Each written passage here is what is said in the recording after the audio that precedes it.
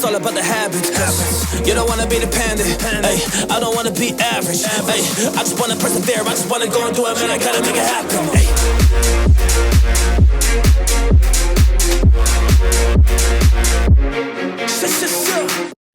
Hey guys, Steve Seymour here with the Investor Agent Podcast. Today's guest is Kevin Buzza. Kevin, thanks for being on today. Glad to be here. Thank you. So the intention of the podcast is to transform the human mindset from scarcity and lack to abundance and wealth, one conversation at a time. With that said, I always like to get a little backstory, Kevin, you know, how you got into real estate and whether it was getting licensed first or investing first, but just like to get a backstory. What got you interested in real estate in the first place? I think the concept of money and work were pretty large in the influence of getting into real estate, and I'll explain. My dad had a corporate job. My dad's a lovely person. He's very active, you know, when I was a kid in sports and that sort of thing. But he had a pretty demanding corporate job, working long hours. So he said to me, Kevin, you know what? Go to school, learn what you need to do, own your own business, don't work for somebody. And so I was like, okay, Dad. And so I was kind of left with that thought. And I saw real estate as an opportunity to get in that vein, you know, to be in a position of having more options. How did you connect that? How did you connect real estate to, you know, the entrepreneurship? Was it a podcast? Was it a book? Was it? So one night when I was probably 15 years old, I'm at my house watching a late night infomercial. Tell me what Carlton sheets. Carlton sheets. Oh, man. So Carlton, you know, somewhat larger than life at the time, you know, on his yacht talking about how, you know, you can be a real estate investor too with no money, cash out of your pocket. And my mom at the time was pursuing her real estate license. So real estate was a conversation at the dinner table. Okay. So it was already in the family in a sense. Yeah. And she was just starting off on that track. And, I went to her, I said, you know, Mom, Carlton Sheets said that I could be a millionaire. And this is 15. Yeah, age 15. And I said, that's a great dinner conversation. I know. I said, I think if you buy me this program, I could be too, you know? And so it was not inexpensive. It was $500 at the time, $400, you know, so present day, you're talking $1,500, $2,000, yeah, inflation adjusted. Mm-hmm. And so my mom's like, sure, I'll get it for you. And my mom was just like my dad, very optimistic, you know, and believers in what we want to do. So I got it at 16 and I studied it. And I studied it again and again. And eventually, and we'll kind of get to this point, you know, I bought my first property when I was 22, which was a multi-unit property. And that's kind of how my trajectory changed because of watching some late night infomercial. Pretty cool. Yeah. Thoughts do become things. Yeah, I think so. Yeah, and I tell my kids that, you know, the first creation, you know, is the blueprint, you know, and I tell them that they're all kind of the architect and also the builder. Yeah. And so I do believe that conceptual work that Carlton Sheets did, even though he was just trying to make a buck, it really helped me because it inspired me. I'd probably also add, you know, on that that mountain, you know, of different characters. You know, Robert Kiyosaki was also a big influence. You know, around that time when I bought the first property, I was cold calling because I worked in IT. I hadn't started my own business yet. I own an IT company, which that happened a couple years around that time. I was cold calling, and I hated cold calling. You know, I like people, but the phone weighed like 300 pounds. And so I said to this one guy I was trying to sell to, just let's get to talking, you know, what's up with you? And he said, you got to read this book, you know, Robert Kiyosaki wrote called Rich Dad, Poor Dad. And so that was also a big influence. So these two concepts, you know, both that at-home study course, you know, no down payment. That book has been mentioned on this podcast almost every single time. I think it's wonderful. It's a conceptual masterpiece. Yeah. And why is because he basically takes concepts of money and he turns them on their head. He basically talks about, you know, a lot of you know, and I'm paraphrasing the messaging of Rich Dad, Poor Dad, are thinking about money incorrectly because you're thinking about it, whether you realize it or not, as an addiction where you need to go get that job. You know, you wouldn't even say the word job. You know, it's like he had to spell it because it was a curse word. Yeah. And so, you know, you want to go get that job because you need that feeling of security. But really what you need is you need to get outside of that. So kind of like this call to get outside of the matrix. And so that was really big for me because I had these concepts that I was dealing with because of my dad, you know, don't get a corporate job, but it didn't really have same philosophy, really. Exactly. But it didn't have the legs. It didn't have the legs. Kiyosaki kind of outfitted that for me. Yeah. Yeah. That's amazing. So the seed was planted And then what did getting started look like? You said you got your first multifamily at 22. Yeah, I mean, it looked. How did you find it? How did you finance it? Well, it's a lot of conversations, a lot of asking questions. Because there's parts of the picture. And you weren't licensed at the time. I was licensed. Oh, you were licensed. I had just gotten my license probably within that year, 6 months. But I wasn't the licensee. There was actually a licensee out of Weikert, which who represented you. Representing me there. And I chose to go that way because I was newer. But in all my future transactions, I represented myself. And that was also an important part of the process too, is just this idea that if I'm going to be a real estate investor, which, I don't know if I explained it to myself that way in the earliest kind of iteration, but it was that concept. If I was going to take control, then I wanted to have my license, because it was just this concept that no one would care as much as me. No one would want to know all the details. So I wanted to know all the details. And so I got my license to be able to represent myself through the process. And what did that deal look like? I mean, was it you said a small multifamily? Yeah, it was a multifamily. It was a 3-unit with a garage, detached garage. And the play was I was going to move in. I was going to live there and rent it out and then save for my next property. The way that we did the financing was FHA, which was favorable because of the low down payment. And then we were also able to do kind of like a seller assist, to the extent that FHA would let you do it, because sometimes they can be difficult with that. And that allowed me to get into that property for very few dollars out of pocket. It wasn't quite the no down payment deal, but at the time, for what was probably about $180,000 deal, I was into it for fewer than $5,000 out of pocket. It's pretty amazing, right? Great way to get started. Well, it's still a great way to get started. And it's funny, I agree, and I think for those that are looking to get into real estate and are trying to do creative financing, it's definitely possible. I was at a dinner party with some friends, and it was a mix of real estate folks and then other people. And I remember this one guy was like, and he wasn't talking to me. I was just circulating, maybe grabbing another glass of water from the fridge or something. And he was like, these people talk about, these creative financing deals, it's not possible.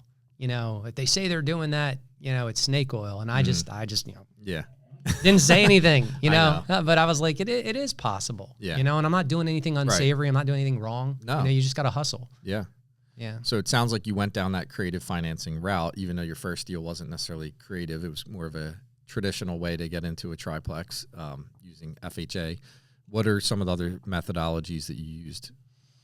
So in a couple of them, interesting story, some of the things we do when we're trying to drum up deals, of course I did the We Buy Houses signs, who doesn't? Yep. And get however many people calling the number and cursing me for putting it wherever I was, or townships reminding me of the, and then not before they call you and remind you of the ordinance, and then they'll find you and give you a fine. But, you're just trying to make your way and try to get deals done. So I was writing letters and, just going through, it wasn't as easy as it is now with the Bright MLS and you just download it. Yeah. Or all the data sources. Oh my goodness. Right now it's like the cookies are on the bottom shelf. You just, okay, what do I do? It's so easy. But then, it was, this and that and mail merge and writing the letters, but now it's so easy. But I wrote the letters and you get some people calling, getting you back.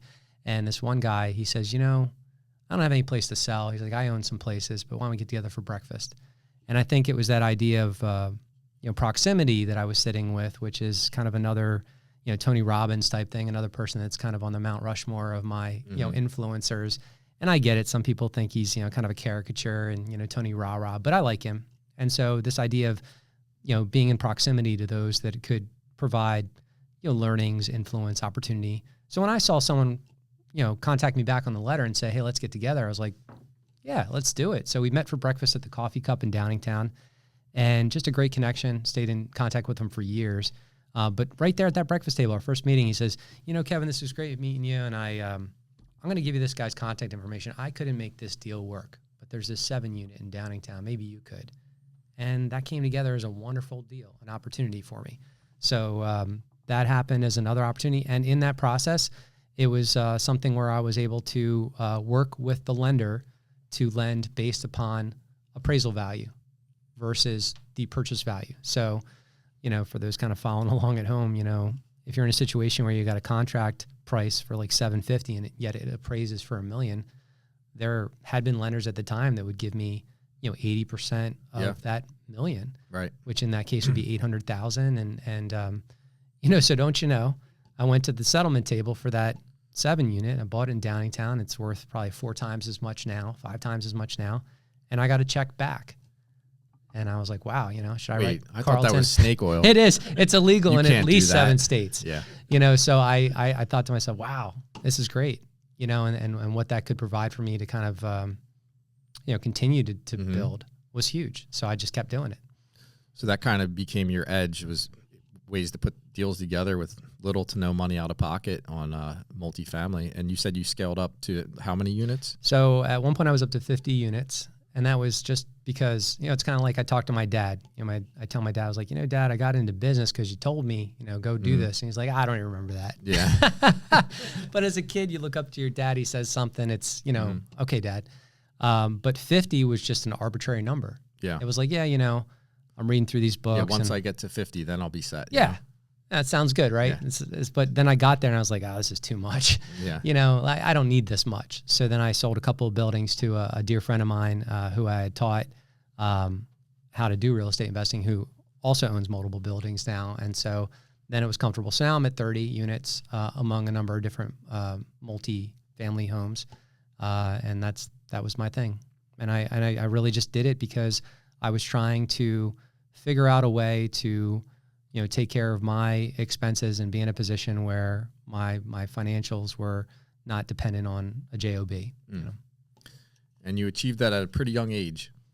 Yeah, I mean, I had 30 units or 50 units, in my early 30s probably, and I did a lot of the property management myself for at least the first 10 years. But yeah, I did it at a relatively early age. I just kept going. Whenever I could find a deal, I would want to make it happen.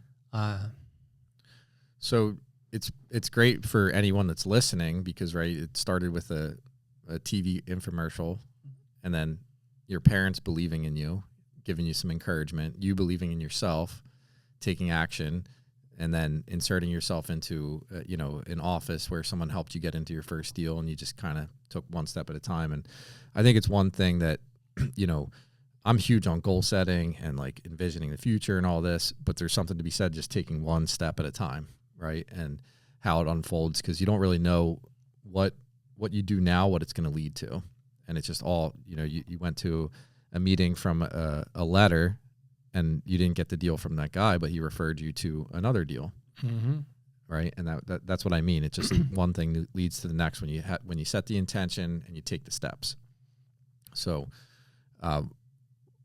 anyone that's listening, they typically say, I don't have enough time. I don't have enough money. They like the idea of it, but it takes a lot to go from that to that idea to taking the actions. So what would you say to anyone that's, struggling with actually taking the first steps, or they're saying right now a common excuse is there's no deals out there. Yeah. That's great. That worked back then, but you can't do that anymore now.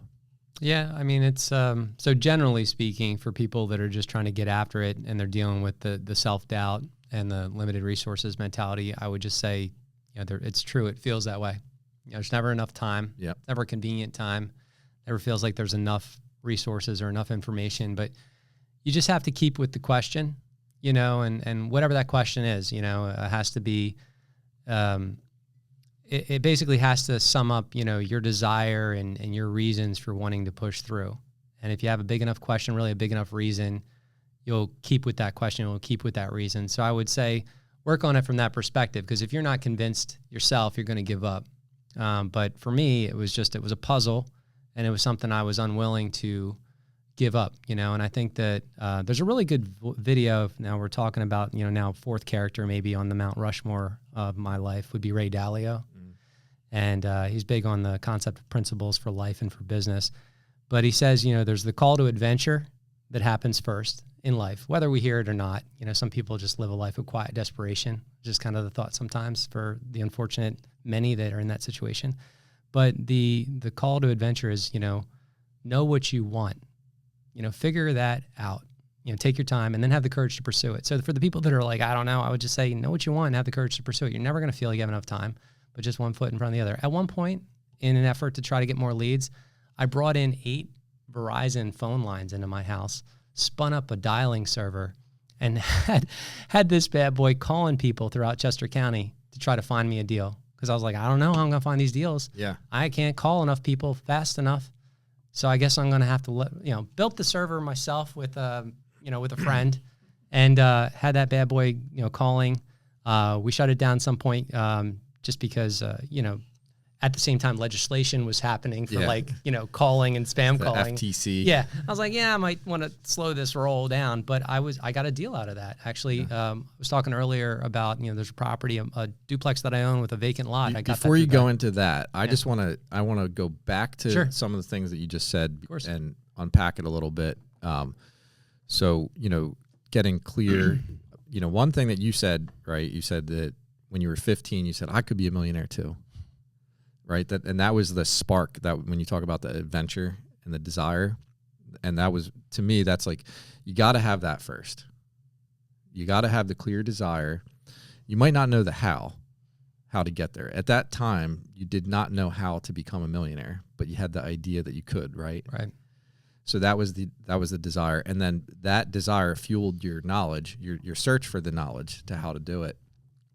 And then the other element, the other piece that you I said it briefly, but it's so important that you have to have someone else believe in you bigger than yourself, right? And that's great for anyone who's done this to give back as a good reminder. If you're listening and you've achieved a lot, think of the people that believed in you and how you want to give back. But also for someone that maybe, is on the fence and they have that search for the knowledge, but they can't take the action. What a big difference to have two parents that believed in you, right? Because not everyone has that. Right. So if you don't have that, my suggestion is to surround yourself with people that are doing what you want to do, because someone will see that desire in you and believe in you. I just wanted to unpack those elements and see, do you agree with what I said? And if so, is there anything you want to, elaborate on with that? Yeah, I agree. I mean, I think that the world without relationships, is a cold and lonely place.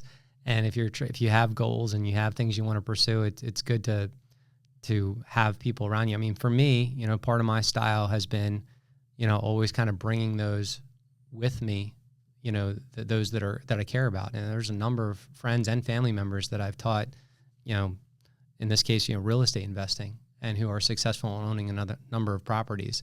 And so I think that's fair. Like, you definitely don't want to go it alone, and you want to be in community. I think for people that have some belief that they got to kind of like grin and bear it, get through it, and not make it a part of a process with a community, I don't think they'll succeed. I don't think you can do it any other way. Yeah. The secret sauce is, having the desire, believing in yourself, but having someone else really believe in you as well. So fast forward, it's 2025. We're in an interesting market, right? But the market's never not been interesting, especially if you went through 2008. What would you say to anyone that is, really struggling to find deals right now? That's one of the biggest challenges that I see. I see most people use that as the biggest excuse.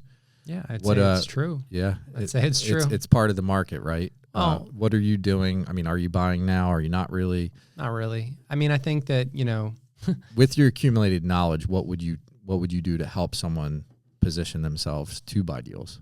Yeah. I mean, you just have to be aggressive. You have to be, doing a lot of activity. I mean, if you look at it just simply from the perspective that you go into, the multiple list system, online, you do a search. There's not much there. There are some things there, but putting it into like a historical perspective, people might say there's nothing there. Of course, there are a couple things there, but relatively speaking, there's not much there. Why? Just because we came out of COVID, real estate appreciated, quite rapidly. Interest rates went up. They came down a little bit, but now they're still going up some more. And so it's just difficult to finance a deal, and sellers that are sitting there, owning those properties are like, well, why would I sell right now? My rents are up. I mean, my rents have gone up since COVID, double digit compounded, which is crazy. People wouldn't even believe me, if I say that. And it's not like I'm some miserly, property owner looking to exact, my will. Just the market. But I ran a CAGR, compound annual growth rate on my rents from 2020 to now, and it was like 11%, so rents are up a lot. So you've got this tension where sellers are wanting to seek the value of those cash flows in the market, but then buyers are in a position where, well, I don't. So are wanna, you telling me they should not go buy real estate right now? well, That's what I'm feeling. I'm like, all right, maybe I shouldn't. You know? shouldn't. I mean, so answer that question by saying, why was it that I got into real estate in another way? So we talked a little bit about the conceptual kind of undergirdings, my parents' support, Carlton sheets, Robert Kiyosaki. So maybe take another page from Kiyosaki's book. He talks a lot about the concept of inflation. He was talking about this 20 years ago. So one thing that resonated for me very early on was that real estate just made sense as a storehold of value. We talk about, storeholds of value and, what is money, maybe more so in this generation, in this conversation, because of like crypto and that sort of thing, which are also things I'm sure your listeners and entrepreneurial people are thinking about these days. And so that concept of the value of an asset and in this case, the value of real estate, being able to preserve your purchasing power was very apparent to me at an earlier point in time. I was still a little clumsy with it because why? Because, people were talking about inflation is going to have its way with pricing, but it wasn't happening, meaning government spending was happening, deficits were happening, but, inflation was like 2.5%. But I just thought to myself, I was like, if I own this property and if inflation does what it's supposed to do, I'm going to be in a good spot. And it worked out. And so here we are, fast forward, inflation has just been like dropping haymakers on everything, whether it's a gallon of gas or a dozen eggs. You go in to buy a dozen eggs these days and it's like $6, unless you go to Aldi, and then they've got them rationed. I tried to buy three dozen eggs the other day because I got 4 kids, and it like set off an alarm. The lady comes up, she's like, "Did you take 3 eggs?" And I said, "I did." And so I had to do a separate transaction after that solemn conversation. But my point is that, so inflation's had its way, and so we're living in this liminal Are you saying period. to buy chickens? Yeah, that's what I'm hearing. Buy chickens and sell eggs. We're living in this period where it's just a little bit clumsy to try to do the deals because of the mechanics of inflation happening so quickly, sellers not being willing to part for their property for less than what they know it's worth, but then buyers being in a more complicated situation where they have to put more money down in addition to having higher interest rates, to get whatever cap rate or return that they're looking for. So that's where we're at. So those mechanics are just making people delay, and some people just not be interested. So yes, you can find a deal, but that's the air we breathe right now. That's not very inspiring. Give us some hope here. Well, it's funny. Where's the hope? I think the hope is just in dealing with the reality. But realistically, going back, talking about the inflation, it's like, I'm a big believer that, once you become clear on the why, the how becomes easy. And if even just buying real estate is just a way to preserve wealth from the inflationary environment, that alone is a pretty big why when you see what's happening, when you go in to buy eggs. Yeah, I agree. Here's what I'd say. So, and I said this the other day to someone that was looking into real estate, and I said, just look in Westchester, for example. Westchester, higher priced units, lower cap rates, but great way to preserve your wealth. Yep. And so if you look at that from the perspective that you're only going to get, I don't know, a 6 cap or something like that these days, I haven't run the calculations lately, but a lower cap, and then you're going to finance it. You're not going to put 100% down. You're going to have a fairly good return on equity, which is to say, if you put 50% down with favorable, lending terms, that cash flow that it's going to create would be a decent return. We'd have to run the calculation, 12, 14%, maybe, return on equity. And that's okay. But it's not going to be as high as it was in an earlier point in time. So I still think it's favorable. I still am a very strong proponent of real estate being a big part of your breakdown. Yeah. Yeah, no, I get it. It's definitely challenging. I know for me, I've got into more creative financing deals and getting into them for little to no money, even still. And I just look at the return on that investment. If you have very little out of pocket and you're levered, and as long as it carries itself, you're still long-term paying down debt. You're getting some appreciation. You're getting some tax benefits. You're getting some cash flow, hopefully. They're not easy deals to structure, but they are out there still. So, I mean, I bought more last year than I have ever. That's great. And in Westchester specifically, but at the same time, it's finding a needle in the haystack. So you got to take some swings. So looking forward, what are you seeing, over the next couple of years? I know you don't have a crystal ball, but if you had any I don't want to say projections, but where do you see things going with the rates, with the market, inventory? What do you think the next year or two looks like with the landscape in Chester County, since that's the market we're in? I think Chester County is a great place to live and to invest. I think that it'll continue to be favorable for people to own property, because you're probably going to experience at least 5.5 to 6.5%, compound appreciation going forward. And I think that's going to be a function of what the government does with continued inflation. And I don't think the government can stop spending as much. I understand you got the new administration and there's a hopeful, eye towards cutting government waste. And I think that will happen, but I just think that there's too much entitlement programs, too much spending. So what that's going to do in the real economy is it's going to push inflation up. So I think, kind of like you were saying, you did really well, in the last 12 months or so with buying. I think people that buy, and I say this to anybody who wants to listen, if just buying one property, at about $500,000 a year, $500,000 acquisition price. So you buy one property should protect your purchasing power in retirement. And I've done this with some friends where, I would model it out. Right. I do the math for them. So it mathed right. You just do a spreadsheet and you basically show you buy one property for $500,000. In the other column, I put their 401k balance with them, smash buying every year the maximum that they could do. And then I set the the compounding for the 401k to anywhere between 9 and 12%. And at a certain point, the snowballing of the property value exceeds their ability, with their contribution in their retirement account. And then it goes much beyond it. So my thought process is that it's always a good time to buy real estate. Yes, we're talking about it's challenging, but I think just that alone, because you're going to get a large asset that's going to just be what are compounding. the other options, right? Yeah. I mean, I know there's always a ton of other options, but that you feel safe and secure. I mean, I think anyone that invests in real estate does it because it feels safe. It's a very tangible asset. Yeah. It's not always the highest return, but it's generally speaking performed pretty well over time. So, without being a downer here, and we'll talk about the market and stuff, but just going back to big picture mindset, what are some of the things that have helped you? I know you mentioned Ray Dalio, Tony Robbins, Robert Kiyosaki, Carlton Sheets. What would you want to leave the listeners with in terms of words of wisdom from things in your past 20 plus years of experience in this business that have really helped you stay in it and, helped you grow? Yeah. I don't know.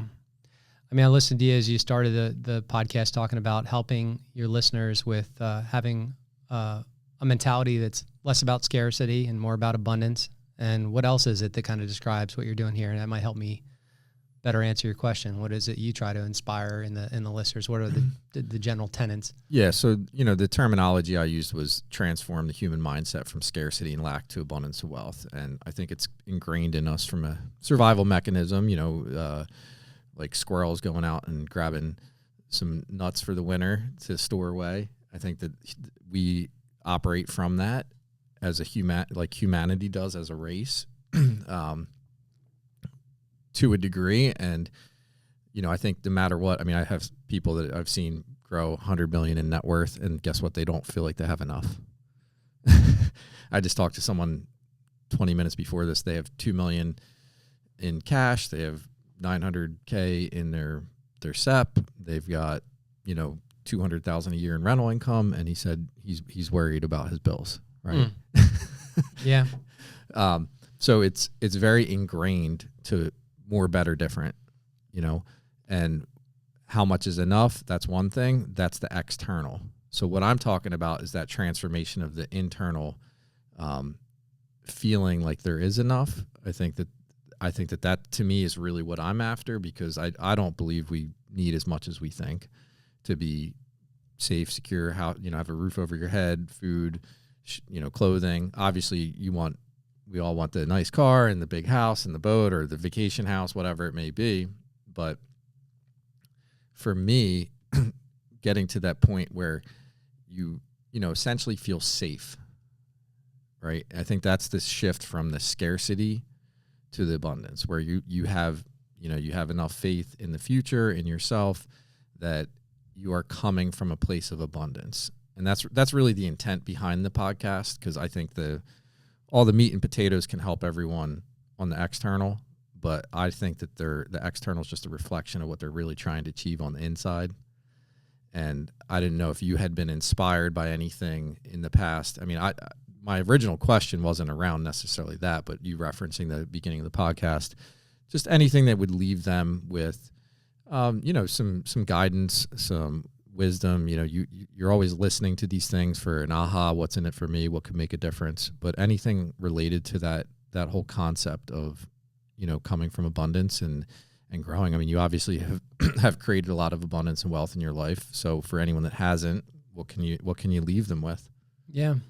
So if it's about, give you a couple ideas, try not to go too long, but I think if it's the real estate concepts and just trying to maybe have both the abundance mentality while also thinking a little bit more tactically, I would say Gary Keller's book, The Millionaire Real Estate Investor, is a very good resource, because it's almost like a field manual for doing it, but it layers in Gary Keller, and he's the one who started Keller Williams, his kind of unique viewpoints, which includes abundance and possibility and team and synergy and that sort of thing. So I think that's a good resource. We already mentioned Kiyosaki's book. My kids are going through that right now. They're listening to it on Audible, which I'd highly recommend if you've got kids. Our kids are 17, 14, 11, and 9, and they're all listening to it and really enjoying it. So I'd say that's a great conceptual masterpiece, not just for kids, but also for adults. I think, going back to that idea of the call to adventure, which is not my thought, but Ray Dalio's, I think if you look up on YouTube, Principles for Life, it's a cartoon, 30-minute like kind of mini series with different parts to it. And I've subjected my kids to that too.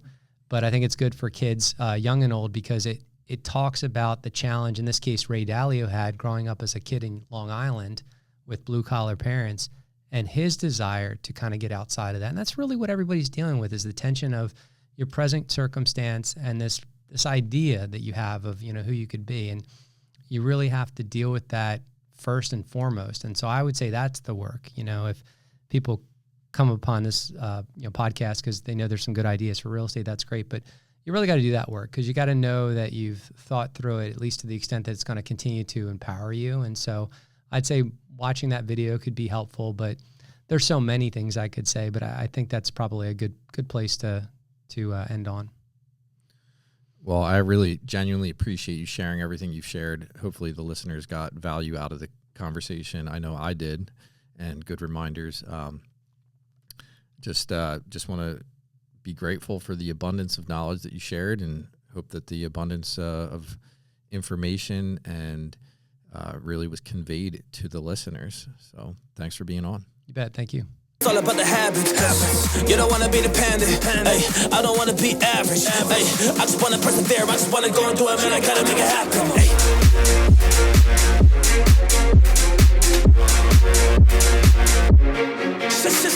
Hey.